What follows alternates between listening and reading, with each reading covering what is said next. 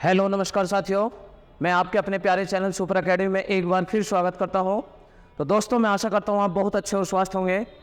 आज जो हमारी क्लास होने वाली है वो परसेंटेज में आज हमारी क्लास नंबर 9 होने वाली है। प्यारे विद्यार्थियों और साथियों, मैं आशा करता हूँ आपने पिछली क्लासों को सभी को बराबर देख ही लिया होगा। तो आज हमारी 9वें नंबर की क्लास है जो बहुत ही अच्छे कंटेंट के साथ लेकर आपके सामने हाजिर हुआ हो। तो प्यारे विद्यार्थियों, चलते हैं क्लास को शुरू करते हैं। और आप जैसे पढ़ ही रहे हैं, आपको दिख भी रहा होगा, बहुत अच्छा कंटेंट है। तो चलते हैं क्लास को शुरू करते हैं। आज की क्लास का फर्स्ट क्वेश्चन है, बड़े जोरों शोरों के साथ पढ़ना है, ज़बरदस्त, आपको बिल्कुल एकदम मोटिवेट होकर पढ़ना है। क्लियर है? चले तो क्वेश्चन को शुरू करते हैं। अपनी बरकरार पढ़ाई ऐसी जारी रखना। देखिए, यदि आयकर में 19% की वृद्धि हुई है तो शुद्ध आय 1% कम हो गई है, आयकर की दर क्या है? प्यारे विद्यार्थियों साथियों, बहुत अच्छा क्वेश्चन है। आयकर की ढंग से दर पूछे है। यदि आयकर में 19% की वृद्धि हुई, यानी अगर हम कहें टैक्स 19% बढ़ गया, कितने परसेंट? टैक्स 19% बढ़ गया तो शुद्ध इनकम 1% कम हो जाता है। शुद्ध इनकम, जिसको हम बोलेंगे नेट इनकम, जो हमारी शुद्ध इनकम थी उसमें कितने परसेंट की कमी हो गई? 1% की कमी हो गई।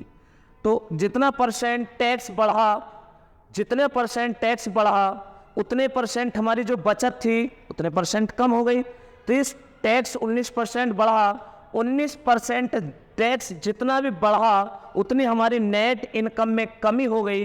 तो यानी इसका मतलब दोनों वैल्यू बराबर हैं, तो हमने इसको कर दिया बराबर। क्लियर प्यारे विद्यार्थियों? अब हमसे कह रहा है तो बताइए इसकी दर क्या है इनकम टैक्स की।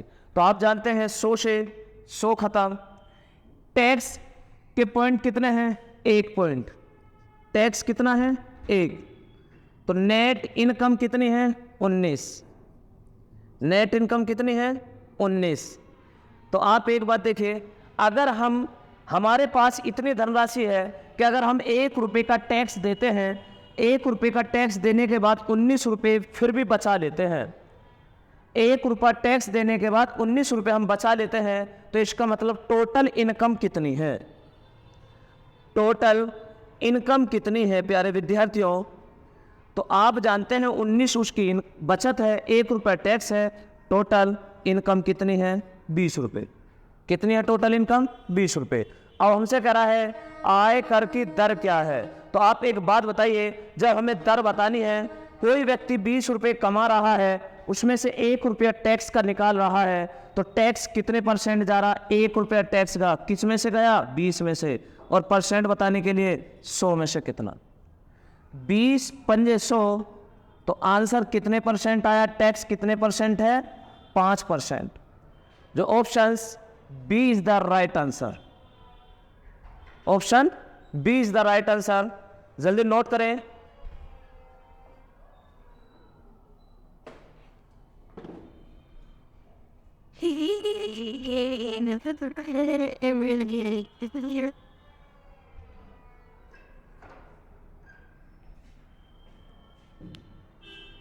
नोट करिए प्यारे विद्यार्थियों।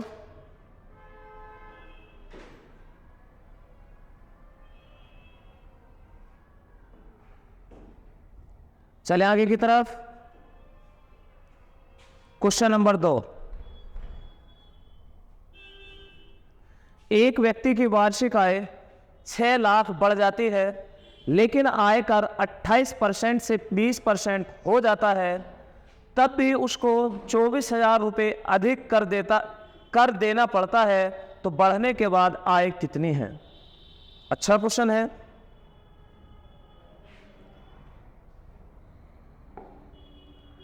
प्यारे विद्यार्थियों, एक व्यक्ति के आय 6 लाख बढ़ जाती है, यानी अगर हम मान लेते हैं 6 लाख बढ़ जाती है, मान ले व्यक्ति की आय x रुपये है। व्यक्ति की आय कितनी है? x। उसने कहा आय 6 लाख बढ़ गई, तो इसका मतलब अब कितनी होगी? x plus 6। x plus 6 lakh. आय पहले x थी, अब 6 लाख बढ़ गई, तो हमने कितने मान लिया? x plus 6।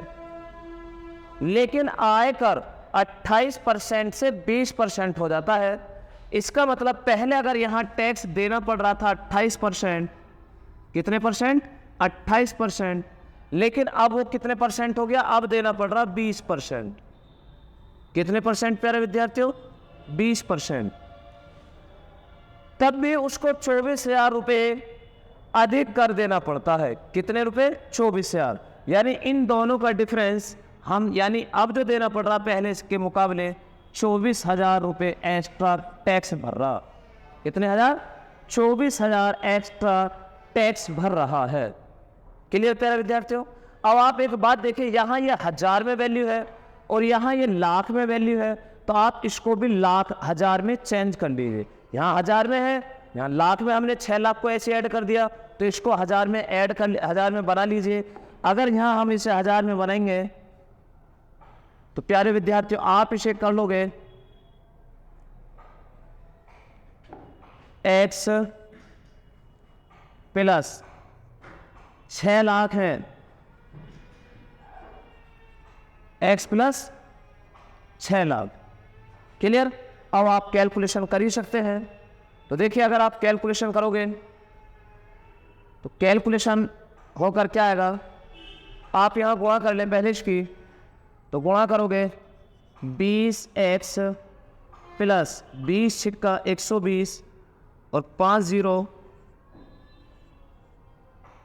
बटे 100 माइनस 28x बटे 100 बराबर 24,000। कितना? 24,000। तो आप एक बात देखिए, अगर मैं यहाँ से काट दूँ 2 जीरो से 2 जीरो क्या है, और इसका हर बराबर करेंगे क्योंकि ये संख्या तो अलग थी, तो यहाँ आ जाएगा 20 बटे में 20x बटे 100, क्योंकि हर बराबर होगा। अब यहाँ अगर हम देखें वैल्यू, अगर यहाँ हम देखें 20x बटे 100 प्लस 2 जीरो कटने के बाद बची यहाँ 1,20,000। कितनी वैल्यू बची? 1,20,000 माइनस 28x बटे 100 और बराबर में कितना है? 24,000। बराबर में कितना प्यारे विद्यार्थियों? 24,000। तो आप ये देखिए, अगर हम इसे इधर लेकर आ जाएं तो माइनस का कितना बचेगा? इस संख्या को इधर ले जाइए तो यहाँ बचेगा माइनस का 8x बटे 100 बराबर 24,000 में इस वैल्यू को यहाँ जाकर माइनस करोगे तो देखना 1,20,000 में से 24,000 घटाएंगे तो प्यारे विद्यार्थियों घटकर कितना आएगा? 1,96,000। कितना घटकर आएगा? 1,96,000। और ये वैल्यू काय क्या आएगी? माइनस की। तो माइनस से माइनस खत्म। 8 एकम 8, यहाँ 96,000 बचेगा। कितना बचेगा? 96,000। माइनस से माइनस खत्म हो गया। 8 एकम 8, 8 दूनी 16, 3 जीरो, यहाँ 2 जीरो यहाँ हो गई। x का मान अब आप देखें 3 जीरो, ये 2 जीरो, ये 5 जीरो, यानी 12 के आगे 5 जीरो अगर हम लगाएं तो वैल्यू आएगी 1,20,000। सॉरी, कितना आएगा? 5 जीरो, तो 12 लाख। कितना आगे? 12 लाख। इकाई, दहाई, सैकड़ा, हजार, 10,000, लाख, 10 लाख। तो x का मान कितना आ गया प्यारे विद्यार्थियों? 12 लाख। कितना आ गया? 12 लाख। अब आपको पता है x का मान 12 लाख आ गया, लेकिन हमसे ये ना पूछा, प्रारंभ से पूछा बढ़ने के बाद आय कितनी है। बढ़ने के बाद, और आय बढ़ी कितनी थी? 6 लाख। 12 लाख पहले, 6 लाख और बढ़ गए, तो 12 प्लस 6 वर्तमान में उसकी कितनी आय है? 18 लाख आय है। कितने हैं? 18 लाख। जो options D is the right answer. Option D is the right answer. Clear है प्यारे विद्यार्थियों? चलिए फिर आगे की तरफ देखिए। एसएससी एमटीएस में आया हुआ क्वेश्चन है 11 अक्टूबर 2021 को। कोई टाइपिस्ट 32 सेंटीमीटर गुणा 20 सेंटीमीटर आकार वाले पेपर का उपयोग करता है वह सभी भुजाओं पर 2 सेंटीमीटर का किनारा छोड़ता है। यदि वह सभी भुजाओं पर केवल 1 सेंटीमीटर का किनारा छोड़े तो टाइपिंग के लिए उपलब्ध क्षेत्रफल में हुई प्रतिशत वृद्धि ज्ञात कीजिए। और दशमलव के बाद 2 स्थानों तक हमें ये वैल्यू ज्ञात करनी है। तो प्यारे विद्यार्थियों, क्वेश्चन बहुत अच्छा है, जबरदस्त है। तो आपको क्या करना होगा, ध्यान देना। क्वेश्चन में बोला गया है, देखिए 32 गुणा 20, इसका मतलब आकार वाले पेपर का उपयोग करता है। यानी कोई भी हम पेपर लेते हैं तो पेपर का जो आकार है उसने बताया है कि 32 सेंटीमीटर लंबा मान लेते हैं और 20 सेंटीमीटर चौड़ा मान लेते हैं। देखिए पेपर की लंबाई कितनी है, 32 सेंटीमीटर, पेपर की चौड़ाई कितनी है, 20 सेंटीमीटर। कोई डाउट? लेकिन फिर कह रहा है अगर हम इसका क्षेत्रफल देख ले तो देखना, क्षेत्रफल देखेंगे तो 32 गुणा 20 करेंगे तो 32 दूनी 64, 640 आ जाएगा क्षेत्रफल। लेकिन आपने 2D पढ़ रखी होगी, क्षेत्रफल लंबाई गुणा, यानी आयत का क्षेत्रफल क्या होता है, लंबाई गुणा चौड़ाई, क्योंकि अलग अलग भुजा हैं। लेकिन हमें क्षेत्रफल अभी नहीं, उसने क्या बोला, उसने बोला है वह सभी भुजाओं पर 2 सेंटीमीटर का किनारा छोड़ता है। तो प्यारे विद्यार्थियों, अगर 2 सेंटीमीटर का किनारा छोड़ेगा तो आप एक बात देखिए, जो वैल्यू यहां से यहां तक 32 थी, अगर 2 सेंटीमीटर का किनारा छोड़ेगा तो 2 सेंटीमीटर इधर, 2 सेंटीमीटर का किनारा छोड़ेगा तो प्यारे विद्यार्थियों इस तरीके से वैल्यू बनेगी, चारों तरफ 2 सेंटीमीटर का, यानी यहां भी 2 सेंटीमीटर किनारा छोड़ा, यहां भी। तो आप एक बात देखो, जब यहां से यहां तक की वैल्यू 32 थी, लेकिन 2 इधर से कम होगी वैल्यू, 2 इधर से, तो कम कितनी होगी अब, 4। वैसे ही पहले यहां से वैल्यू यहां तक 20 सेंटीमीटर थी, 2 वैल्यू इधर से कम होगी, 2 इधर से कम होगी, 4। अब उसने यही पूछा उसके क्षेत्रफल में कितने % की कमी होगी। तो पहले टोटल लंबाई 32 थी, चौड़ाई 20 थी, उसमें से 2-2 सेंटीमीटर का किनारा छोड़ रहा, तो 32 में से 4 घटाएंगे, कितना बचेगा प्यारे विद्यार्थियों, 28। कितना बचेगा, 28। और 20 में से 4 घटाएंगे तो कितना बचेगा, 16। कितना बचेगा, 16।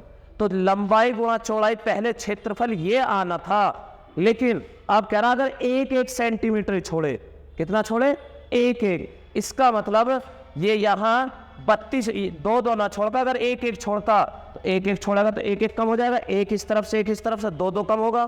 तो अगर 2 कम होगा 32 में से तो यहाँ बचेगा 30, और 16 में से 2 का 20 में से 2 कम होगा 18। पहले क्षेत्रफल क्या आ रहा था, अब क्षेत्रफल क्या आएगा, आप कैलकुलेशन कर ही सकते हैं। तो काटिए, 4 से काट लें, 2 से काट लें 14 बार, 2 से काट लें 15 बार, और काट ले 2 से 7 बार, 2 से 9 बार। क्लियर? 16 सत्ते 112 और 15 निम्मा 135। यानी पहले क्षेत्रफल आ रहा था 132 सेंटीमीटर, अब क्षेत्रफल आ रहा है 135 सेंटीमीटर। कितना? पहले 12 सेंटीमीटर आ रहा, अब आ रहा है 135 सेंटीमीटर। तो उसके क्षेत्रफल में कितने की वृद्धि हो रही है प्यारे विद्यार्थियों, 112 से 135 पहुंचने के लिए 23 पॉइंट की वृद्धि हुई। कितने पॉइंट की? 23 पॉइंट की। ये वृद्धि किस में हो रही है? 112 में। और परसेंट बताने के लिए 100 पर कितना, आप कैलकुलेशन कर ही सकते हैं, तो कैलकुलेशन कर लीजिए। 4 से काट लें 25 बार, 4 से काटें 4 दूनी 8, 3 बचा 4 अट्ठे 32, और काट लें। अब नहीं कट पा रहा तो कैलकुलेशन कर लीजिए। 25 से 75 हासिल 7, 25 दूनी 50, 50 और 7 57 बटे 28। आप काटिए, 28 दूनी 56, 28 दूनी 56, 1 बचा 15 हो गया। 15 में तो भाग नहीं जाएगा, ना जाने की 0 लगा दो दशमलव। अब देखना इससे आगे आपको काटने की आवश्यकता नहीं होगी, आपको ऑप्शन दिखाई दे रहा होगा। तो ऑप्शन 20 पॉइंट में ऐसा कौन सा ऑप्शन है, तो आपको ऑप्शन पहले ही ऑप्शन दिखाई दे रहा, option A is the right answer, यानी 20.57% ये आपका राइट आंसर है। क्लियर है? चले फिर आगे की तरफ। और अगर आप कैलकुलेशन करना चाहें तो आप कैलकुलेशन कर ही सकते हैं, लेकिन आपको एग्जाम हॉल में बैठकर आपको इतना टाइम वेस्ट नहीं करना है। आपको सिर्फ जहां ऑप्शन दिख जाए उसी ऑप्शन को देखकर आगे राइट कर देना है। चले आगे।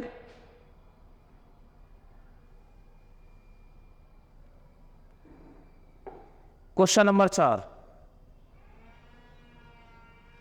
एक व्यक्ति की वार्षिक आय 6 लाख बढ़ जाती है, लेकिन आयकर 28 से 20% हो जाता। प्यारे विद्यार्थियों, ये तो दोबारा क्वेश्चन टाइप हो गया। चलो ये क्वेश्चन हो गया। नेक्स्ट क्वेश्चन देखिए। एक कारखाने में 3 प्रकार की मशीनें M1, M2 और M3 हैं, जो कुल उत्पादों का क्रमशः 25%, 35%, 40% उत्पादन करती हैं। M1, M2 और M3 क्रमशः 3%, 4% और 5% दोषपूर्ण उत्पादों का उत्पादन करते हैं, तो गैर दोषपूर्ण उत्पादों का प्रतिशत क्या है? प्यारे विद्यार्थियों, अच्छा क्वेश्चन है।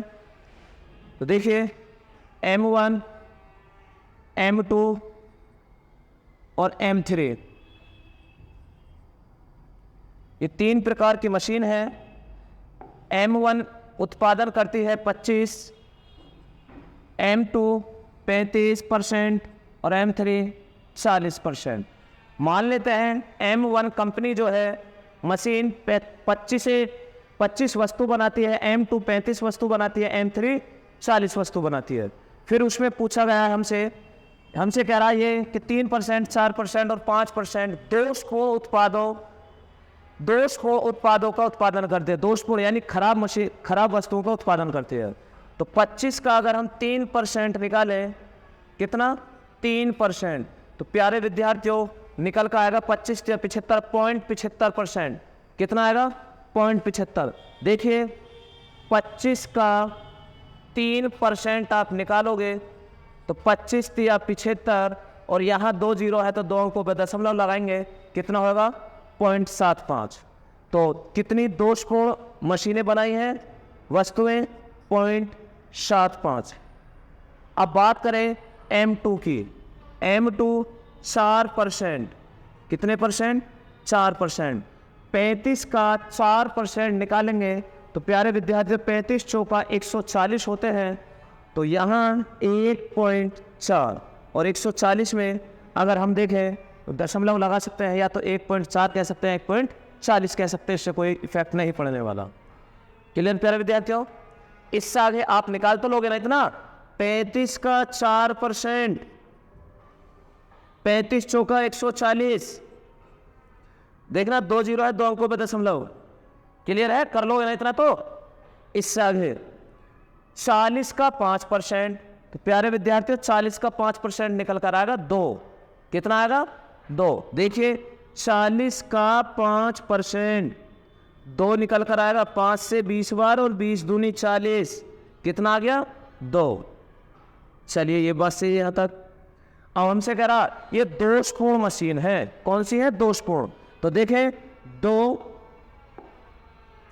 इन सभी को ऐड करें, ऐड करके कितना आ रहा? 2 और 1 3 और 1.25 यानी 4.15, 25 15 यानी 4.15%। कितनी है? इन सभी का ऐड किया तो हमने ऐड करके कितना रहा? 4.15। देखिए 5 का 5, 4 और 7 11 का 1 हासिल 1 और 1 2, 2 और 2 4, तो 4.15। ये इतने % मशीन दोषपूर्ण हैं। कैसी हैं? दोषपूर्ण मशीन हैं, यानी दोषपूर्ण वस्तुओं का प्रयोग करते हैं। अगर टोटल मशीन 4.15% वस्तुएं खराब बनाती हैं तो सही कितनी होंगी? 100 में से आप इसे माइनस करोगे तो माइनस करके आएगा, कितना आएगा प्यारे विद्यार्थियों? 95.85%। 95.85% इतनी गैर दोषपूर्ण मशीन है। गैर दोषपूर्ण उत्पादों का प्रतिशत क्या है? तो 98.85, यानी आप 100 में से माइनस कर देंगे। जो option A is the right answer. Option A is the right answer. अच्छा क्वेश्चन है।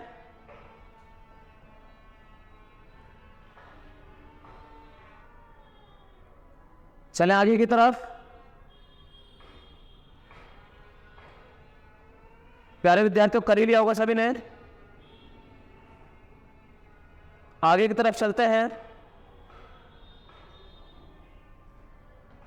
देखिए, उससे और भी अच्छा क्वेश्चन है, जबरदस्त क्वेश्चन है बिल्कुल एकदम। पेट्रोल के मूल्य में 5% की वृद्धि हुई। वृद्धि से पहले पेट्रोल का मूल्य 82 रुपये प्रति लीटर था। एक आदमी प्रति महीने 3045 किलोमीटर की यात्रा करता है और उसकी कार प्रति लीटर 15 किलोमीटर का माइलेज देती है। पेट्रोल के मूल्य में वृद्धि के कारण उस आदमी की यात्रा पर किए जाने वाले मासिक खर्च में कितनी वृद्धि होगी? प्यारे विद्यार्थियों, बहुत ही जबरदस्त क्वेश्चन है। करिए, बिल्कुल पेन फ्री करना है। आधी कैलकुलेशन तो आपको मन ही मन में कर देनी है क्वेश्चन को पढ़ते पढ़ते ही। करिए जल्दी।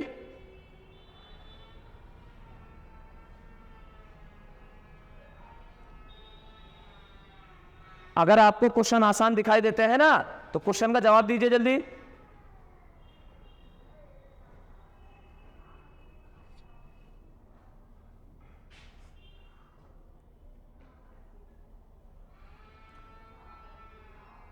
कीजिए जल्दी। अब ये भी नहीं पता लग रहा क्वेश्चन कहां से स्टार्ट किया जाए। देखिए, क्वेश्चन क्या बोल रहा है। क्वेश्चन में कह रहा है पेट्रोल के मूल्य में 5% की वृद्धि हुई। वृद्धि से पहले पेट्रोल का मूल्य 82 रुपये प्रति लीटर था। कितने रुपए लीटर था? 82 रुपये प्रति लीटर। मैं कहने लग जाऊं, अगर 82 रुपये लीटर था पहले पेट्रोल, 5% वृद्धि हो गई, तो वृद्धि से उसका मूल्य कै रुपये बढ़ गया। कै रुपये बढ़ गया। 5 दूनी 10 की 0 हासिल 1, 8 पंजे 40 और 1 41। 2 अंकों पे दशमलव है तो हम दशमलव लगा देंगे।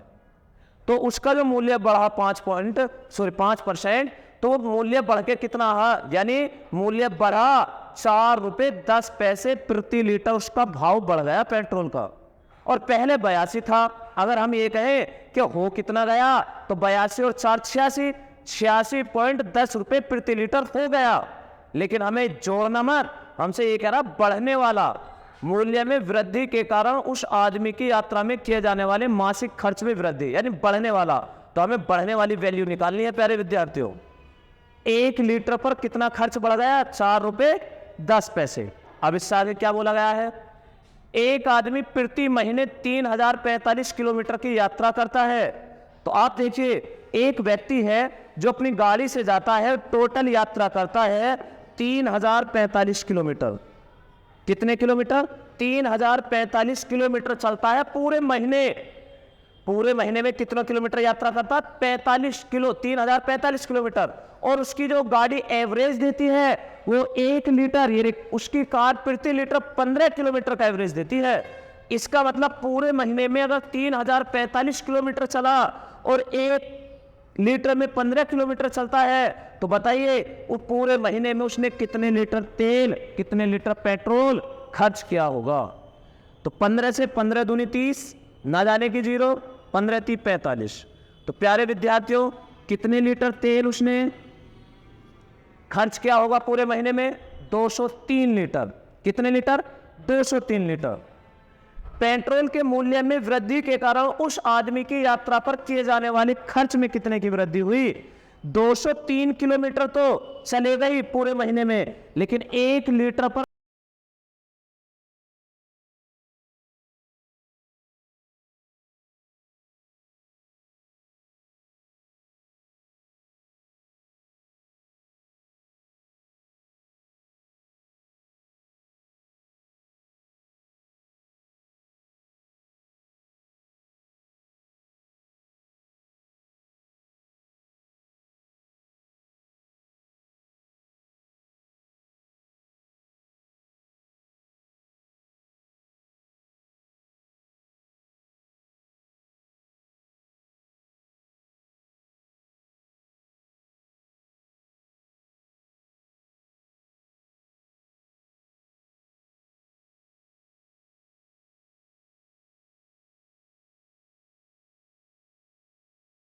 महीने में, लेकिन 1 लीटर पर खर्च कितना बढ़ा था? 4.10 पैसे।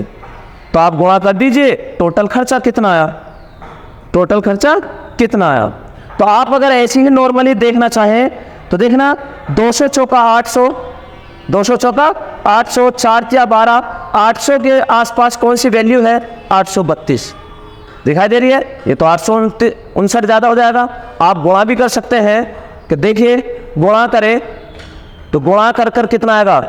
पहले 0 को ऐसे उतार ले, 41 बचा। 41 तिया कितने होते हैं? 123 होते हैं। 41 तिया 123, हासिल 12, 41 0 0, 12 का 12, 12 का 2, हासिल 1, हासिल 1, 41 दूनी 82 और 1 हासिल 83, हासिल 83। क्या अंकों पे दशमलव है? 2 अंकों पर। 2 अंकों पर दशमलव लाएंगे, कितना आया वैल्यू? 832.30, यानी 832 रुपये 30 पैसे। ऑप्शन क्या दिखाई दे रहा है आपको? 832। कितना है? 832। तो प्यारे विद्यार्थियों, उसने कहा निकटतम रुपए में, तो रुपए में बताना, ना कि पैसे में, वरना तो एक्यूरेट 832.30 पैसे है। लेकिन उसने पैसों में नहीं पूछा, उन्होंने कहा रुपए में बताओ। तो रुपए में तो कितना आ गया? 832 रुपये। कितना आ गया? 832, जो हमारा ऑप्शन से A is the right answer. Clear है? तो करिए जल्दी नोट। समझ में आ ही गया होगा सभी को।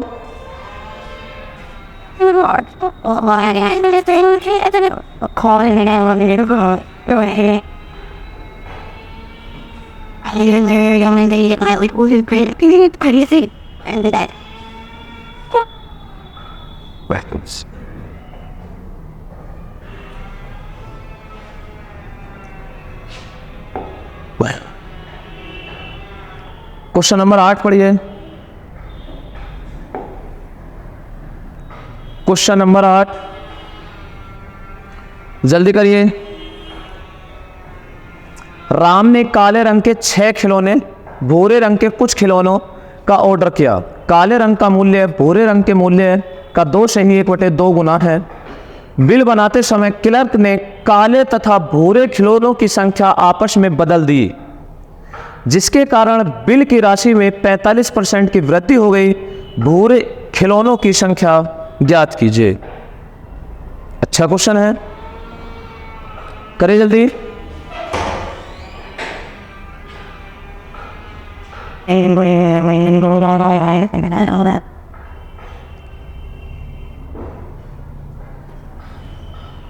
मेरे भाई और बहनों और प्यारे साथियों, जल्दी जवाब दे दे, जल्दी कमेंट कीजिए कितना आंसर है आपका।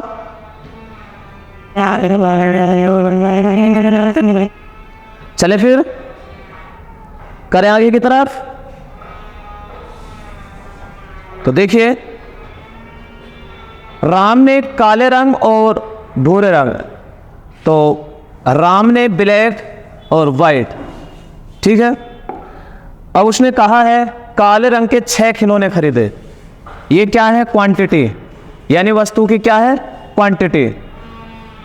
और भूरे रंग के कितने हैं? एक्स। भूरे रंग के पता नहीं कितने खिलौने हैं और काले रंग के 6 खिलौने हैं। लेकिन फिर बोल रहा है काले खिलौनों का मूल्य भूरे खिलौने के मूल्य का 2 से ही 1/2 गुना है। तो प्यारे विद्यार्थी, इसका मतलब प्राइस जो है, जो उसका प्राइस है वो 2 से ही 1/2 गुना। तो अगर मैं कहूँ काले रंग, काले खिलौनों का मूल्य भूरे रंग के खिलौनों का 2 से ही 1/2, 2 से ही 1/2 को हम कितना कहेंगे? 2.5 कह सकते हैं। 2.5 तो है, लेकिन अगर ये 2.5 या पॉइंट हटाएंगे तो यहाँ कितना आ जाएगा? 0, 5 पूरे 25 और 5 दूनी 10। बात क्लियर? फिर बोला गया है क्लर्क ने बिल बनाते समय क्लर्क ने काले तथा भूरे खिलौनों की संख्या आपस में बदल दी। तो देखिए, पहले बाद में बदलेंगे, पहले इसका मूल्य देखने कितना आया। मैं आपसे एक बात कहने लग जाऊं कि एक खिलौनों का मूल्य 5 रुपये, तो 6 खिलौनों का मूल्य कितना होगा? 30 रुपये। प्लस एक खिलौनों का मूल्य 2 रुपये, एक्स खिलौनों का मूल्य कितना होगा? 2x। बराबर इतना हो गया, यानी इतने रुपए में टोटल खिलौने खरीद लिए। एक्यूरेट यानी 100% हमने ये बिल सही बनाया, 100% हमने तो बिल सही बनाया। लेकिन अब हमने सही बनाया, लेकिन वो क्या कह रहा, क्रेत ने इनकी संख्या आपस में बदल दी। संख्या है ये क्वांटिटी, अब इसकी जगह x को यहाँ ले आया और 6 को यहाँ ले आया। अगर x को यहाँ लेकर आएंगे तो एक खिलौना 5 रुपए का, x खिलौने कितने के हो जाएंगे, 5x के, प्लस ये एक संख्या यहाँ आ जाएगी, एक खिलौना 2 रुपए का तो 6 खिलौने 12 रुपए के, कितने के, 12 रुपए के। और फिर उसने कहा है कि 45% की वृद्धि हो गई बिल में। अगर पहले 100% सही था तो 45 की वृद्धि हो गई, कितना हो गया, 145। बस आप इसके बाद कैलकुलेशन कर ही सकते हैं। यही इसके बाद हमको करना है 5 से 20 बार, 5 से 29 बार। और भी काट लें, गुणा कर लो क्रोश, और क्रोश गुणा करने में आपको महारत हासिल है। 29 तिया 87 प्लस 29 दूनी 58 x बराबर 20 पंजे 100 x प्लस 12 दूनी 24, 12 दूनी 24, 100 और यहाँ 58 डिफरेंस करेंगे, दोनों को आपस में घटाएंगे तो 58 में से 100 में से 58 गए तो घट का 42x बराबर माइनस का 42 आएगा। इधर 870 को इधर लेकर आएंगे तो संख्या प्लस की इधर आकर माइनस की हो जाएगी। 0 7 में से 4 गए 3, 7 में से 8 में से 2 गया 6, माइनस के 630, माइनस से माइनस खत्म। 14 7 से काट ले, 7 छिंग 42, 7 निम 63, 6 से 15 छिक्की 90 है।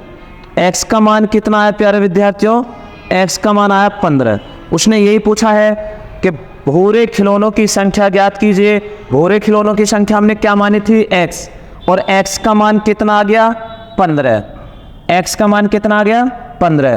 तो भूरे खिलौनों की संख्या कितनी है प्यारे विद्यार्थियों, 15। Option B is the right answer, option B is the right answer.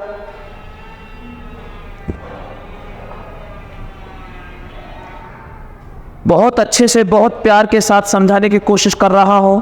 अगर किसी भाई या बहन को अभी भी कोई बात समझ में नहीं आ रही है तो प्लीज़ कमेंट कीजिए, मैं क्वेश्चन का जवाब बिल्कुल, सॉल्यूशन बिल्कुल तुरंत जवाब दूंगा, तो आप कमेंट तो कीजिए।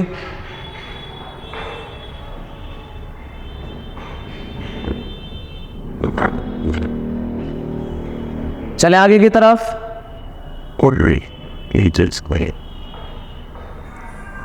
हो गया सभी का, चलिए क्वेश्चन नंबर 9। क्वेश्चन नंबर 9,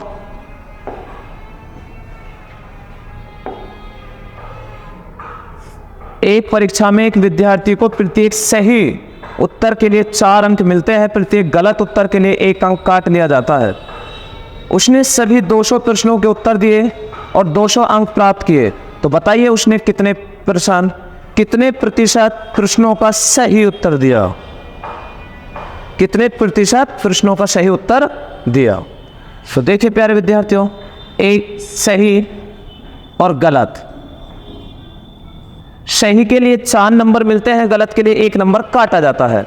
सही के लिए 4 नंबर मिलते हैं, गलत के लिए 1 नंबर काटा जाता है। प्यारे विद्यार्थियों, ऐसे क्वेश्चन को हमें कैसे करना होगा, उसने कितने प्रश्नों को उत्तर दिया, 200 प्रश्न। मान लो 200 के 200 प्रश्न उसने सही कर दिए और एक प्रश्न का सही करने पर क्या अंक मिलते हैं, 4। तो 200 प्रश्न सही करेगा तो उसे कितने अंक मिल जाएंगे, 800 अंक। और एक गलत देने पर 1 अंक काटा जाता है। मान लो एक बार सारे के सारे उसने गलत कर दिए, कितने, सारे के सारे गलत कर दिए, 200 प्रश्न का जवाब दिया, 200 के 200 गलत कर दिए, तो उसके तो नेगेटिव माइनस नेगेटिव हो जाएगी। तो एक गलत के लिए 1 नंबर, तो 200 प्रश्न के लिए 200 नंबर कट जाएंगे।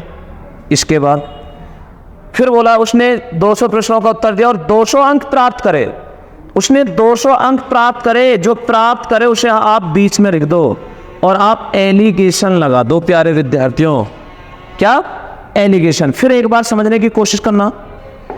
एक बार मान लो उस स्टूडेंट ने सारे के सारे प्रश्न सही किए, एक बार मान लो सारे के सारे क्वेश्चन गलत किए, तो मान ले 200 के 200 प्रश्न सही जवाब दिए तो नंबर कितने मिल गए, प्लस में 800। एक बार मान लो सारे के सारे गलत जवाब दिए तो माइनस में 200, और उसे प्राप्त कितने अंक हुए, 200 अंक। और आप एलिगेशन लगाना जानते ही हैं। एलिगेशन हम वैसे यूज करते हैं, उस स्थिति में यूज करते हैं जब बीच वाली वैल्यू 1 से ज़्यादा होती है, 1 से कम होती है, यानी ये बीच वाली वैल्यू 1 से ज़्यादा और 1 से कम होनी चाहिए। देखना इससे तो कम है लेकिन इससे ज़्यादा है, कोई ये ना सोचे बराबर है, ये नेगेटिव में है और ये पॉजिटिव में है।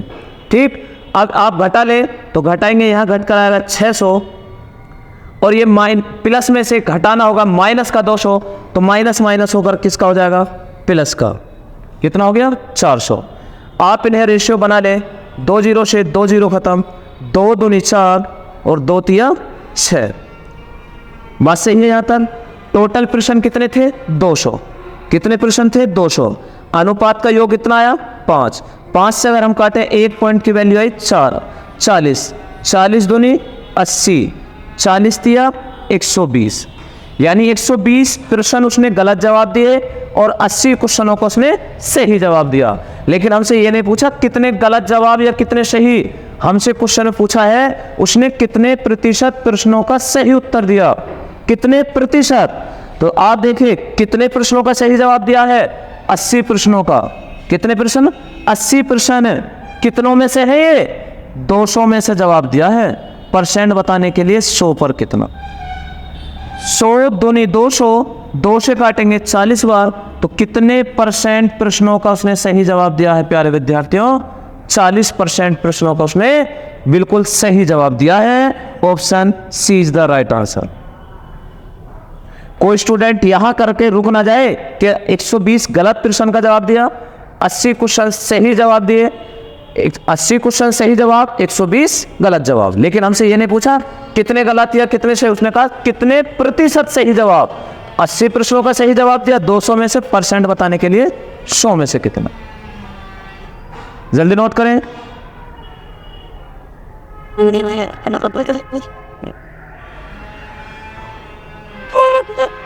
Right.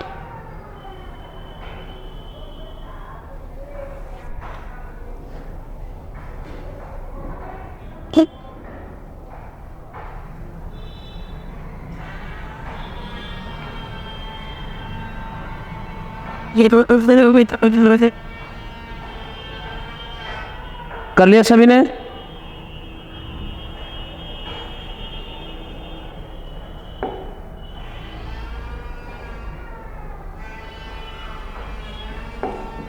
आज की क्लास का ये हमारा लास्ट क्वेश्चन है, बहुत ही अच्छा क्वेश्चन है, जल्दी क्वेश्चन का जवाब दीजिए।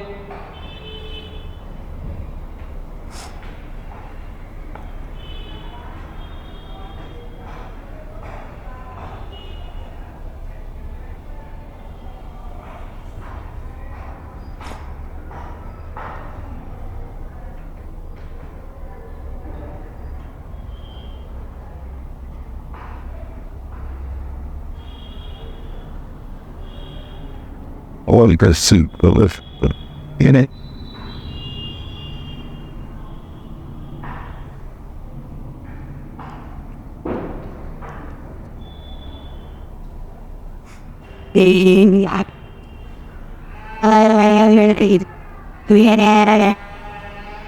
कर लिया। देखिए, एक फल विक्रेता किसी ग्राहक को अपने पास मौजूद कुल संतरों में से 45% और एक संतरा बेचता है। फिर वह शेष संतरों के 20% और 2 संतरे दूसरे ग्राहक को बेचता है। फिर वह बचे हुए संतरों के 90% संतरे और तीसरे ग्राहक को बेचता है, और उसके पास अभी भी 5 संतरे बच जाते हैं। फल विक्रेता के पास आरंभ में कितने संतरे थे? प्यारे विद्यार्थियों, अगर आप इसे मेथड से करोगे तो आपको काफ़ी टाइम लगेगा और काफ़ी आपको कैलकुलेशन करनी होगी। ऐसे क्वेश्चन को आप ऑप्शन से करना। ऑप्शन से कैसे करना होगा, ध्यान दें। मान लेते हैं उसके पास प्रारंभ में, यानी फल विक्रेता के पास 100 संतरे मान लेते हैं। कितने? 100। तो उसने कहा पहले ग्राहक को 45%, अगर 100 का 45% पहले ग्राहक को देगा, तो इसका मतलब 100 में से 45, और उसने कहा और 1 संतरा एक्स्ट्रा, तो इसका मतलब पहले ग्राहक को कितने संतरे दे दिए? 46। 100 में से अगर 46 संतरे पहले ग्राहक को दे दिए तो अब बाकी कितने बचे? उसके पास बाकी बचे कितने? 54। कितने बचे? 54। फिर करास वह शेष संतरों का 20%। प्यारे विद्यार्थी, इसका तो 20% ही नहीं निकलेगा, 20% तो पॉइंटों में निकलेगा और आपको पॉइंटों में जवाब नहीं देना। क्लियर है? उसके पास पॉइंट में, जहां भी ऐसा क्वेश्चन आ जाए तो पॉइंट में बनना, पूरा पूरा नहीं निकलना। इसका मतलब फर्स्ट ऑप्शन गलत है। अब सेकंड ऑप्शन पर मैच करिए। सेकंड ऑप्शन है 111। 111 का उसने बोला है 45%। तो प्यारे विद्यार्थियों, यहाँ भी दशमलव में जा रहा, यहाँ भी क्या है? दशमलव में जा रहा, तो ये भी ऑप्शन गलत है। थर्ड ऑप्शन देखें 121। 121 का आप 45% निकालोगे तो प्यारे विद्यार्थियों यहाँ भी दशमलव में निकल के जा रहा। किस में जा रहा? दशमलव में निकल रहा है यहाँ भी, तो इसका मतलब ये भी ऑप्शन गलत है। और जब 3 ऑप्शन गलत हो जाए तो आप बिना चेक किए चौथा ऑप्शन राइट कर देना। क्या? बिना चेक किए आप चौथा ऑप्शन बिल्कुल राइट कर देना। प्यारे विद्यार्थियों, अगर आप चेक करना ही चाहते हैं तो देख लीजिए। मान लेते हैं उसके पास टोटल 120 संतरे थे। 120 में से 45% प्लस 1 ज़्यादा, 0 से 0, 5 दूनी 10, 5 निम 45, 2 छिक्की 12, 9 छिक्की 54, प्लस 1 ज़्यादा, तो पहले ग्राहक को कितने संतरे दे दिए? 55 संतरे। कितने संतरे दे दिए प्यारे विद्यार्थियों? पहले ग्राहक को 55 संतरे दे दिए। अब उसके पास, फल विक्रेता के पास अभी भी कितने बचे हुए हैं? 65। कितने बचे हुए हैं? 65। फिर वह शेष संतरों का 20% और 2 संतरे दूसरे ग्राहक को बेचता है। 20%, तो 20% आप वैल्यू निकालोगे, 20 पंजे 100, 5 से 13 बार, तो दूसरे ग्राहक को कितने दिए? 13 प्लस 2 एक्स्ट्रा, तो कितने संतरे दे दिए? दूसरे ग्राहक को दे दिए 15 संतरे। कितने? 15 संतरे। 65 में से 15 दे दिए, तो बचे कितने प्यारे विद्यार्थियों? अब बचे उस विक्रेता के पास 50 संतरे। कितने बचे? 50 संतरे। फिर वह बचे हुए संतरों का 90% तीसरे ग्राहक को बेचता है। 90% अगर बेच रहा है तो इसका मतलब उसने 50 का 90% कितने संतरे बेच दिए? 45। कितने बेच दिए? 45। 50 में से 45 संतरे बेच दिए, तो उसके पास अभी भी कितने बचे हुए हैं प्यारे विद्यार्थियों? 5 बचे हुए हैं। और उसके पास अभी भी 5 संतरे बच जाते हैं। बात एकदम एक्यूरेट सही है। हमारे पास भी 5 ही बच रहे हैं, क्वेश्चन के अकॉर्डिंग भी 5 बच रहे हैं। तो फल विक्रेता के पास आरंभ में कितने संतरे थे? तो प्यारे विद्यार्थियों 120 संतरे थे। कितने संतरे थे? 120 संतरे थे। क्लियर है? तो चले फिर आगे की तरफ।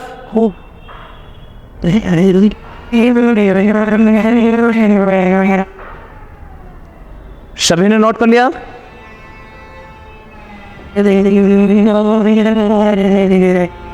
किसी भाई या बहन को अगर अभी भी किसी क्वेश्चन में कोई डाउट हो, कोई बात समझ में आई हो, तो कमेंट कीजिए। मैं उस क्वेश्चन का जवाब नेक्स्ट क्लास में आपके सामने लेकर हाजिर होऊंगा। तो चलते हैं, आज की क्लास यहीं समाप्त करते हैं। फिर मिलते हैं आपसे नेक्स्ट क्लास में। तब तक के लिए जय हिंद, जय भारत।